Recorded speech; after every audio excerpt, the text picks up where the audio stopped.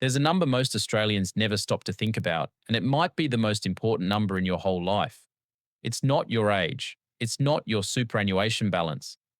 It's what your salary actually buys you in 2026, after the tax office takes its share, after the landlord takes theirs, and after Coles and Woolworths take what's left. Because here's the uncomfortable truth. You can be earning a solid salary in this country and still wake up every Monday feeling stuck while someone on the exact same pay packet is building real freedom. If you're on the national minimum wage today, you're earning $24.95 an hour, which works out to roughly $49,300 a year before tax. From the 1st of July 2026, that rate climbs to $26.44 an hour, taking the annual figure to just over $52,000. After tax, a minimum wage worker is taking home somewhere between $830 and $880 a week, depending on which side of July you're standing on. Sounds workable on paper. Then reality shows up. The median rent for a one-bedroom unit in Sydney is now sitting above $680 a week. In Melbourne and Brisbane, you're looking at around $500. That means a minimum wage worker in Sydney is handing over close to 80% of their take-home pay just to keep a roof overhead. Groceries, electricity, transport, and phone bills come out of what's left. Move up the ladder to $75,000 a year, which is closer to where a lot of Australians sit. After tax, you're taking home about $1,150 a week, or just under $60,000 a year. Suddenly rent feels manageable in most cities. You can run a modest car, eat out occasionally, and maybe save a few hundred a month if you're disciplined. But here's where most people get stuck. On $75,000, a $600,000 mortgage at current variable rates of around 5.95% would cost you roughly $3,580 a month in repayments. That's more than half your take-home pay before a single bill is paid. Home ownership in any capital city is, for a single income earner on this salary, basically out of reach without help, a partner, or a serious move to a regional area. This is the income band where most Australians first feel the squeeze between earning a decent wage and still being locked out of the housing market their parents took for granted. Now let's look at $90,000, which the latest ABS figures put close to the median full-time salary in Australia. After tax, you're keeping about $71,000 a year, or roughly $1,365 a week. This is the salary level where life starts to breathe a little. You can rent comfortably in most cities, save somewhere between $700 and $1,300 a month if you're intentional, and start thinking seriously about investing. But here's what nobody tells you. The jump from $75,000 to $90,000 feels enormous when you read it on a payslip, and almost invisible when you live it. Lifestyle creep is the silent trap at this level. A nicer apartment, a newer car, weekly Uber Eats, a couple of streaming subscriptions, and suddenly that extra $15,000 a year has vanished into thin air. The tax office got a chunk, your landlord got a chunk, and the rest dissolved into small upgrades you barely remember making. The cruel part is that on paper you've made it.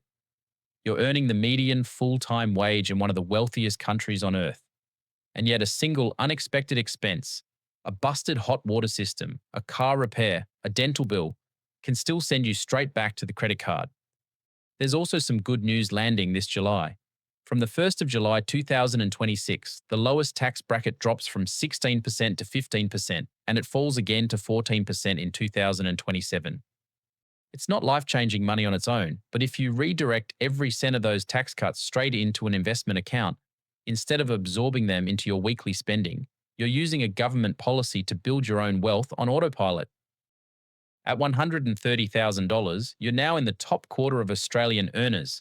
Take-home pay sits around $96,000 a year, or about $1,850 a week. This is where real wealth building becomes possible if, and only if, you keep your lifestyle anchored to what 90,000 looked like. The people who pull away financially at this level are not the ones who upgrade their lives. They're the ones who treat every dollar above 90,000 as fuel for investments, extra mortgage repayments, or building a second income stream. Cross over $160,000 and you enter the top 10% of Australian incomes. Take-home pay is around $114,000 a year. At this level, a $700,000 mortgage starts to feel comfortable. You can max out your super contributions, build a serious share portfolio, and still live well. But there's a trap waiting here too. The tax system in Australia is steep. Every dollar you earn between 135,000 and 190,000 is taxed at 37 cents in the dollar. Push past 190,000 and it climbs to 45 cents.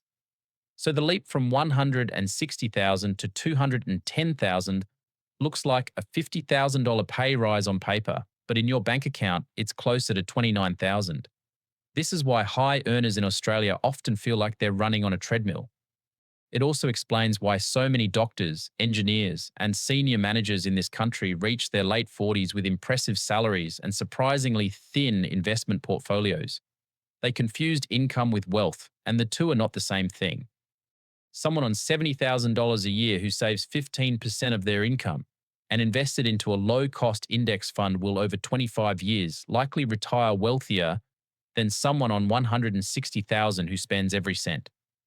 Wealth in Australia is built in the gap between what comes in and what goes out, not in the gross figure printed on your employment contract. So what should you actually do with all of this? Start by working out your real take-home number, because the gross figure on your contract is not what you live on. The only figure that matters is what lands in your bank account each pay cycle. From there, work out what percentage of it goes to housing. If you're handing over more than 35% to rent or a mortgage, you have a structural problem, and the honest options are to earn more, move somewhere cheaper, or rethink the property itself. Once housing is under control, automate your savings before you ever see the money. Set up a separate account that pulls 10 to 20% of every pay packet the moment it lands, and funnel it into a low-cost diversified index fund. The Australians who build real wealth are almost never the ones with the highest salaries. They're the ones who remove temptation from the equation by never letting the money sit in their everyday spending account. After that, block out one afternoon a year to review your fixed costs. Insurance premiums, energy providers, phone plans, streaming subscriptions, and bank fees are where thousands of dollars leak out of Australian households every year. Renegotiating those contracts can free up more cash than a small pay rise, and you keep every cent of it because none of it touches the tax system. Australia in 2026 is a strange place financially. Wages have grown, but housing has grown faster. The RBA has held the cash rate at 4.35%. Mortgage rates are still hovering near 6%, and another round of tax cuts is about to land in July.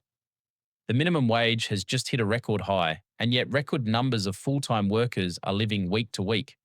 The salary you earn matters, but the system you build around that salary matters more. If this video gave you a clearer picture of where you sit and where you could go, do me a favor and hit the like button. And if you're not subscribed yet, now's the time. And don't forget to turn on notifications so you don't miss the next one. I'll see you there.